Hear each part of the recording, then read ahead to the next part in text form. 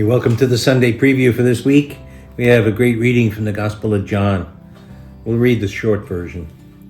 It says, as Jesus passed by, he saw a man blind from birth. And he spat on the ground and made clay with the saliva and smeared the clay in his eyes and said, go wash in the pool of Siloam, which means sent. So he went and washed and came back able to see. His neighbors and those who had been with him earlier and seen him as a beggar said, isn't this the one who used to sit and beg? Some said it is, but others said, no, he just looks like him. But the man said, I am. So they brought the one who was once blind to the Pharisees. Now, Jesus had made the clay and opened his eyes on a Sabbath. So then the Pharisees asked him how he was able to see. And he said, well, he put clay on my eyes and I washed, and now I can see. So some Pharisees said, this man is not from God because he does not keep the Sabbath. But others said, how can a sinful man do such signs? And there was a division among them. So they said to the blind man again, what do you have to say about him, since he opened your eyes? He said, he is a prophet. They answered and said, you were born totally in sin, and you were trying to teach us. And they threw him out. When Jesus heard that they had thrown him out, he found him and he said, do you believe in the Son of Man?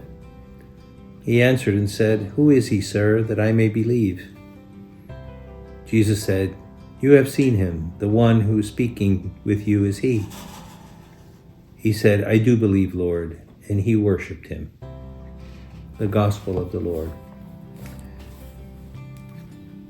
There's a beautiful story of Jesus coming upon a man born blind who had no way of curing himself. He was helpless to improve his situation.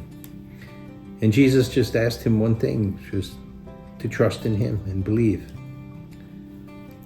And you would think that that would be the end of the story. The man was healed and he could see and he was joyful.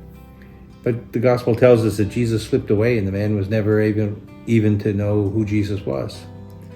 And that just started a lot of trouble for the man because the Pharisees started making such a fuss about Jesus curing on the Sabbath. But Jesus came back and he found the man after he had been given such a hard time. They even kicked him out of the temple. And Jesus came back and revealed himself to the man. And he brought him to the fullness of faith. I think the story is kind of a metaphor for our lives. You know, if we put our trust in Jesus, he kind of opens our eyes. Maybe not physical blindness, but the blindness that we have to our own situation, to our own weaknesses and our sins.